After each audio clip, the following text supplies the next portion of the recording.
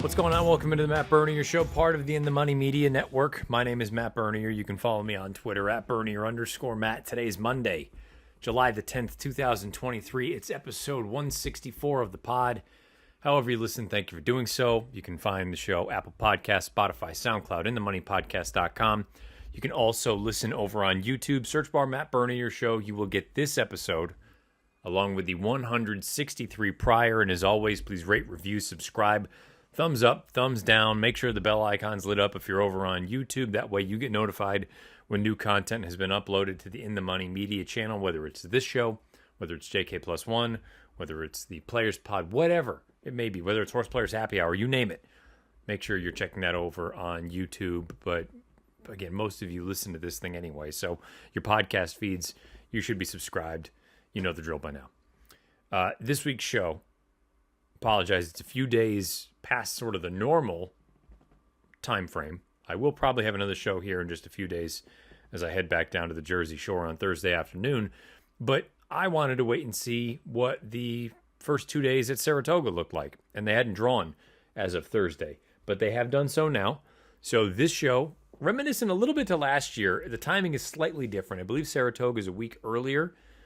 Because this show was a combination of stakes action from opening day and the second day of the meeting and a look ahead to the Open Championship. So it was one of the better shows last year in terms of return on investment because Cam Smith won the Open at 30-1. Cityman won the Forbidden Apple at, I think, like 9, 10, 11-1, something like that.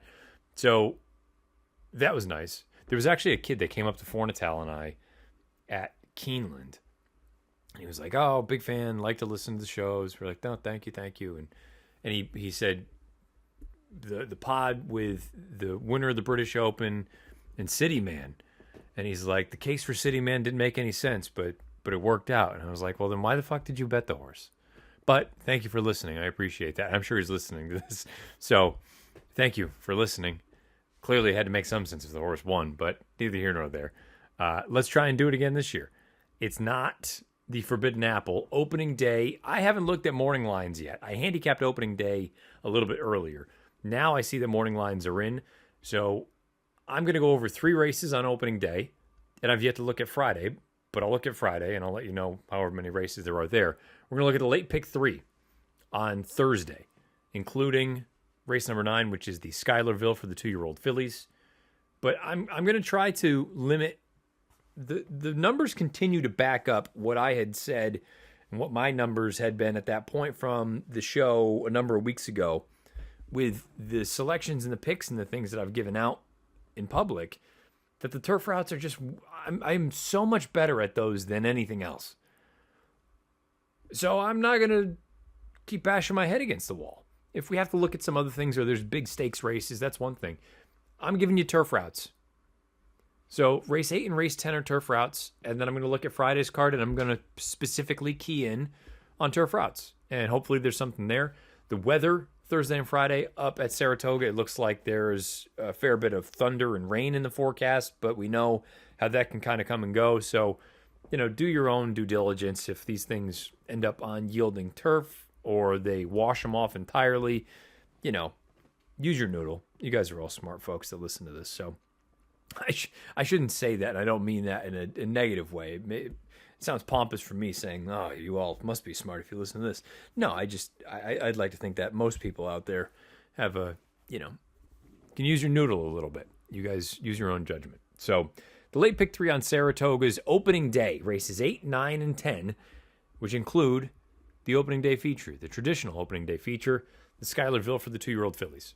Race number 8 on opening day at Saratoga. It's a starter allowance going a mile on the inner turf course. Race number 8 for 3-year-olds and up, which have started for a claiming price of $50,000 or less, and which have never won a race other than maiden or claiming. This is kind of, I feel like for these shows, I'm not going to go through doing the soup to nuts. I may end up doing that in time. It really boils down to what you guys want to listen to. I had thought about actually handicapping the races not in real time, but basically recording my thoughts as I went through the race. But I realized that could be an extremely dense listening experience. probably better for visuals, but I'm open to the idea of really doing a first pass while I'm simultaneously recording a pod, if that is something folks would be interested in. I've done things in that nature in the past, kind of showing my methodology, but things change. You always need to be adapting, and if you're in a rut, it helps to kind of shake things up a little bit. If it's something people would be interested in, we can certainly do that in the future. But for these races, I'm not going to give you every horse.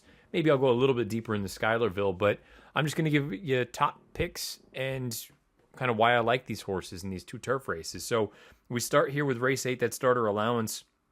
I'm going to go to the 5 in here. That's Kingfish Stevens. Now, I haven't seen a morning line yet. It's posted now. Kingfish Stevens is listed at odds of 5-1 on the morning line for the Carlos Martin barn. Now, this is interesting because, hang on, we're going to have to blow this up now. Maybe there is a change, maybe there's not a change. So when I had my past performances, Kingfish Stevens was listed, and this won't change my opinion, but Kingfish Stevens was listed as blinkers on.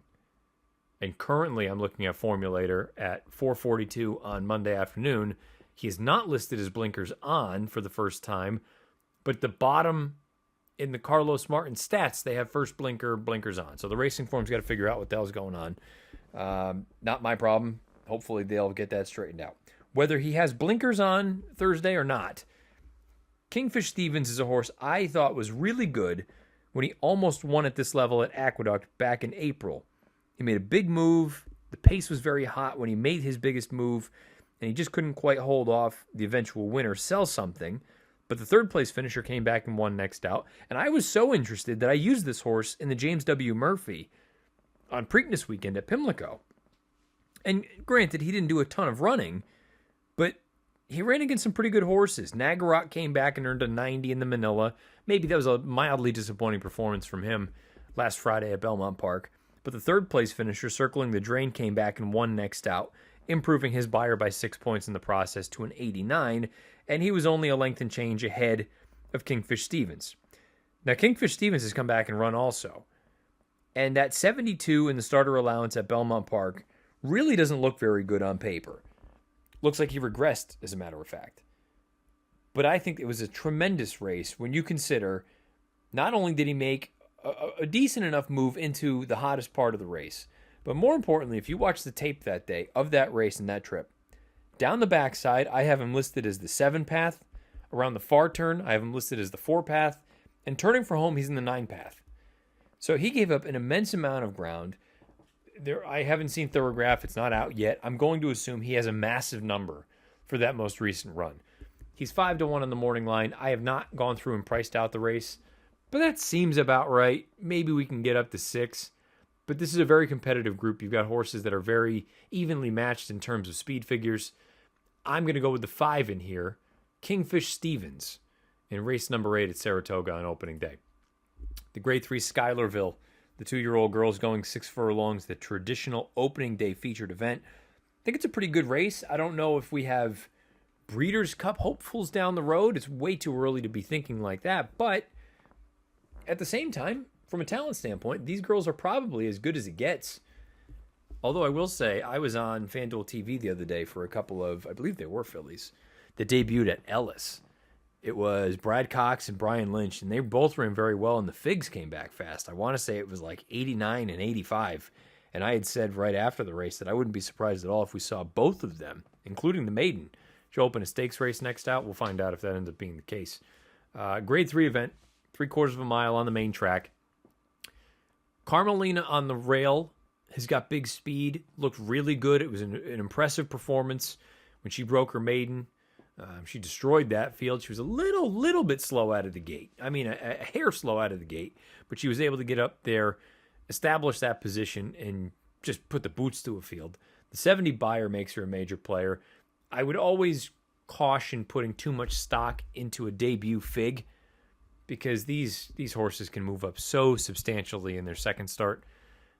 But she looked good. Saratoga Secret, I wanted to like a little more than I did after watching the tape. I thought it was a workmanlike effort. She was a little bit green, I thought, when she made the front. I think she's definitely one that can improve. You take a look at the pedigree, you would think that longer is only going to be better for her. So even if she doesn't win this race, I'd love to see what she does at 2 turns. She's by Arrogate out of a Fort Larned mare. Closing act, the figs are light, but she took a big step forward, I thought, in her second start when she had a little bit more pace to run at. She should have some decent pace here. Wine on Tap, I thought it was just a fine effort. She went off and won by 3. She can absolutely come back and win this race. I don't know. I figure she's probably going to get bet in here. If she wins, so be it. Let's see. The far outside horse, I thought was very interesting. In Sugar Treat from Mark Casse. The trip was a trip that doesn't usually work for a first-time starter, for an inexperienced horse. Head to steady going into the far turn, angled out probably 3-4 path, and then was able to rally. And I know the pace was hot that day, but to get up in the shadow of the wire and defeat a horse in Escape Room, who I was on FanDuel TV the other day, when she came back and broke her maiden in her next start, and she improved her buyer by 8 points to a 72, it sounds pretty good for Sugar Treat. I guess the question is the dirt. I think there's a little bit of pedigree in there to suggest dirt won't be an issue, but she ticks a lot of boxes. She's proven she'll pass horses. She's proven that she can overcome a little bit of trouble. And she's run fast. Again, take it with a grain of salt as far as the numbers go. I chose to go with the number 9 Dancing Diana in here. Dancing Diana debuted at Delaware on June the 17th. I thought she was awesome that day. Extremely professional. Showed big speed. She put away Ursuline, who was the other choice in here and who was the other speed. Buried her. And another horse kind of rallied into second, but visually, Dancing Diana was just finding her best stride. She put 4 lengths on the field in that final stretch of run. I thought it was a very encouraging debut. I know it was only a 4-horse field. I know you're going to be taking on other horses. There's going to be other speed in here. But I'd like to think, and I'm going to look at the morning line for the first time now, 6-1. Well, let me go through this. I mean, David Aragona's line is usually as good as it gets, so I'm not going to, it seems unlikely that it's going to be something crazy in here. The Pletcher is 5-2. The Lucas is 4-1. The Butcher Reed's horse on the inside is 5. The Cassie horse is 6. Dancing Diana is 6. I think Dancing Diana floats. I could see Dancing Diana landing in that 8-1 range. Probably not 10. I'm just doing this off the top of my head, but yeah, I could see 8-1.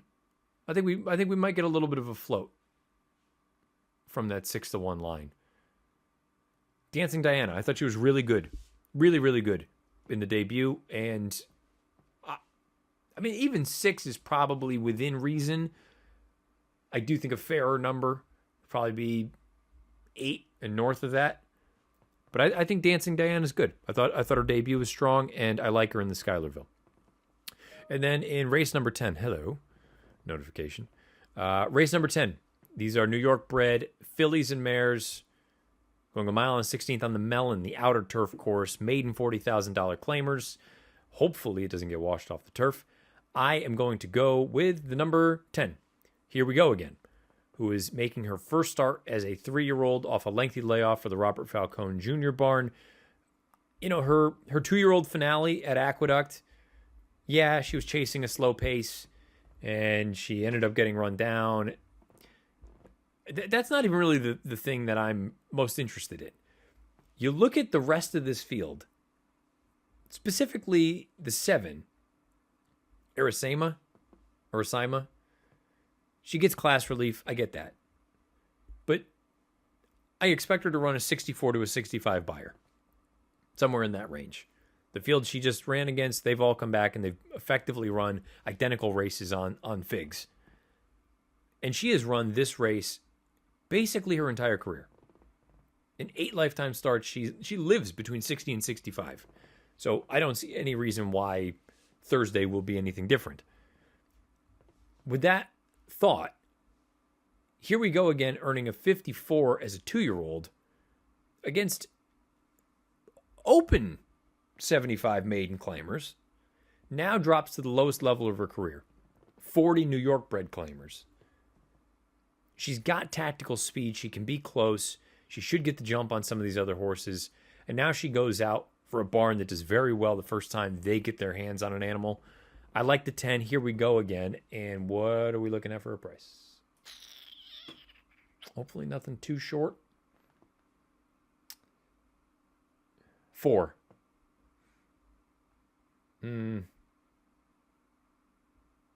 Might be a little light for my liking. I think it's probably accurate, but might... I'd have to go through and actually price it out entirely, but 4-1, 5-1. Although I look at the rest of this field, it's kind of rough. So maybe 7-2, 4-1. Something like that. I was interested in Stone of Destiny. I thought Stone of Destiny had a pretty brutal trip in the career debut. I'm just unsure why there has not been any published work since then. I know that was only a few weeks ago, but the class relief early on, legitimate, that short comment, bump between squeezed start, that is entirely accurate. And she was in behind horses rounding the far turn. I think Stone of Destiny ran better than that 7th place finish would suggest. She gets class relief now too. She's 9-2 on the line. But I'm going to go with the 10 in here. Here we go again in the 10th. On the nightcap, or in the nightcap, I should say, on opening day at the Spa. We move to Friday. I know there are 3 turf routes on the card. The nightcap, I just didn't have any real opinion, so we're going to punt on that. Let's start with race number 3. Optional claimer, non-winners of one other than a mile and a 16th on the inner turf course. This horse is going to be my biggest bet of the BCBC last year, which I think I said it a few weeks ago. Unfortunately, I can no longer play in the Breeders' Cup Betting Challenge because of my job. But G. Laurie, I was going to push heavily on her on Friday in the Juvenile Fillies turf. She scratches, kind of throws some things up in the air for me. I got to scramble a little bit. Not an excuse, but this kind of, reiterating how much I liked her. Well, she returns. She's going to make her 3-year-old debut here after a disaster in the Blue Norther. That was back at Santa Anita right before New Year's Eve. Lasix on. I'm going to assume she's still going to wear the blinkers. I don't know how she's going to get bet, so I'm not going to pick her in a spot like this because she could very easily take too much money here. I'm inclined to look at the 3 Beautiful Navigator and say, you've got 5 races in her career.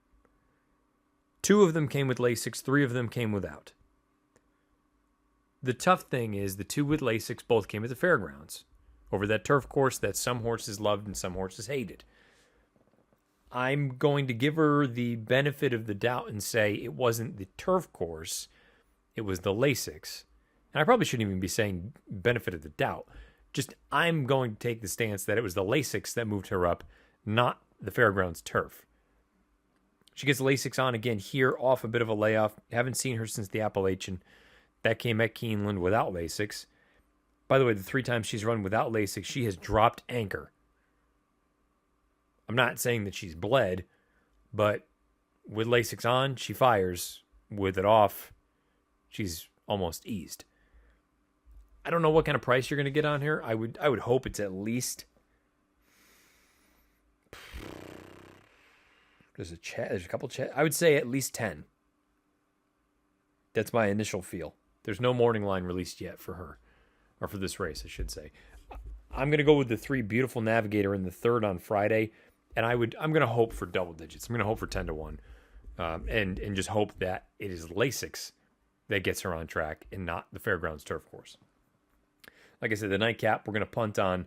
Race number 6, though. Mile and an 1/8 on the inner turf. It's a nice allowance race. You've got a bunch of horses that kind of live in that mid-80 buyer range. I am of the opinion it's a short field. There's only 8 horses that are scheduled to go. Not only should Blue Devil, the 2, be on the lead, Blue Devil has to be on the lead because I'm fairly confident he would not pass a parked car. But having said that, I think he's very talented. Ignore all of the synthetic races, and I understand his only win to date has come on synthetic.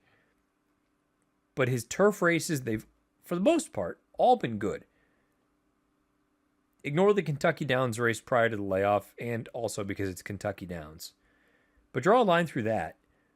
In his turf route career, you've got the Churchill Downs race on June the 5th, a solid third. Yes, he made up some ground, but primarily his running style has been forwardly placed. Go to the Ellis Park race off that little bit of a layoff last year as a 3-year-old. He's forward, chasing fast fractions, can't get the job done. Okay, no big deal. Then you've got all those synthetic races over the winter at Turfway. He comes back at Churchill Downs. He's on the lead. He just gets run down late at 18-1. And then in the run at Ellis on June 24th, when you watch the way the race was run and then you look at the chart, it all kind of backs things up that the pace came apart.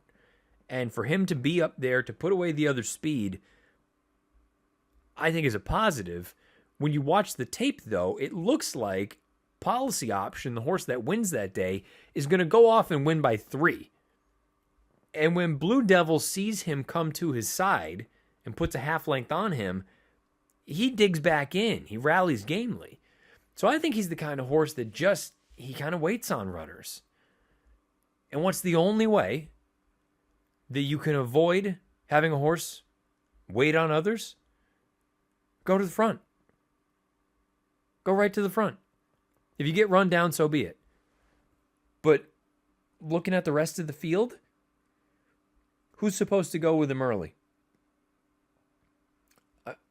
Oglethorpe, I don't think is I don't think he's got that kind of gas early on.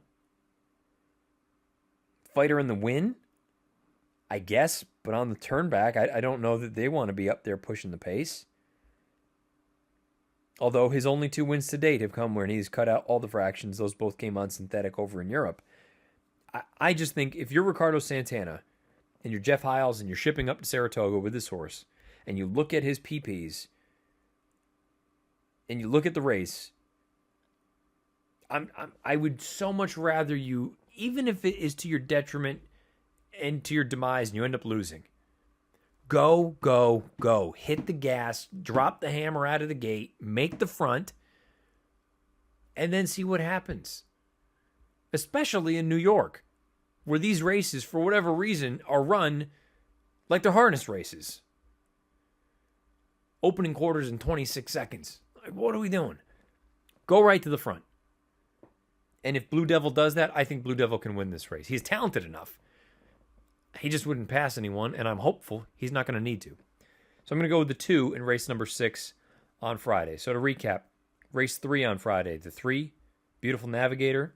Race 6, the 2, Blue Devil. And we're going to pass on the nightcap. And that's going to do it for this show. Now, I'm planning on having another show come right back, probably recorded on Thursday, either at the airport, maybe on my way down. Maybe it's a look ahead to the weekend at Monmouth Park. This is sort of the calm before the storm, getting ready for next weekend with the Haskell. I will be there. Again, that'll be my last weekend down on the Jersey Shore. That Haskell, looking like it could be an absolute war. Looking like it has potential. Doesn't mean it's going to happen. But has potential to be the best race of the year, period, regardless of age. If they all show up, and I know that's a big if, but it sounds like there's a fair chance that the Derby winner shows up, Mage. Not a guarantee, but a fair chance. Sounds like there's a chance Forte shows up. Apparently he's working well enough that Pletcher is kicking the tires on running him there as opposed to the Jim Dandy. I'd kind of be surprised if you saw the Belmont winner. But you've got the Long Branch winner and Salute the Stars for Brad Cox, who it sounds like he's going to go. And all along, and maybe something will change, but I had read a story, I believe it was in the Asbury Park Press, which is kind of a local paper down there in the area. Asbury Park, by the way. Great spot. Went down there a few years ago with my wife. All this time in my head, we watched that Woody Stevens and I go, Arabian Lion. if you want to try to find out, can you get 2 turns, mile and an eighth against proper grade 1 caliber runners? I mean, the Haskell, that's got to be the spot, right? So I just kind of penciled him in. And then I see that Baffert is sending a horse with the first part of the name Arabian, but it looks like it's Arabian Night. Horse that I threw out a couple weeks ago on FanDuel TV as he might actually be the best 3-year-old, period. And if Baffert's going to bring him back in that spot, a race that he is the king of, regardless of the other runners that might show up there. But if they all go, oh, man, what a race. So this weekend, a little bit of the calm before the storm. We get ready for next weekend. We'll see how the races shape up at Monmouth for Friday, Saturday, and Sunday. Maybe I'll do a pod looking ahead to those races coming up toward the end of the week. But wanted to get this out there, looking ahead to opening weekend. Let's say opening Thursday and Friday anyway. Up north at the Spa. Hopefully the weather holds off, and hopefully we've got fast and firm conditions to kick things off at Saratoga. That's going to do it for this week's show, or for this show, I should say. However you listen, thank you for doing so. Apple Podcasts, Spotify, SoundCloud, inthemoneypodcast.com. You can also listen over on YouTube. Search bar Matt Bernier Show. You'll get this episode along with the 163 prior. And as always, please rate, review, subscribe, thumbs up, thumbs down, comments beneath the video player. You name it. DMs on Twitter. Whatever is going through your head, let me know. Until next time, best of luck however you play, whatever you play, and wherever you play. This has been episode 164 of the Matt Bernier Show.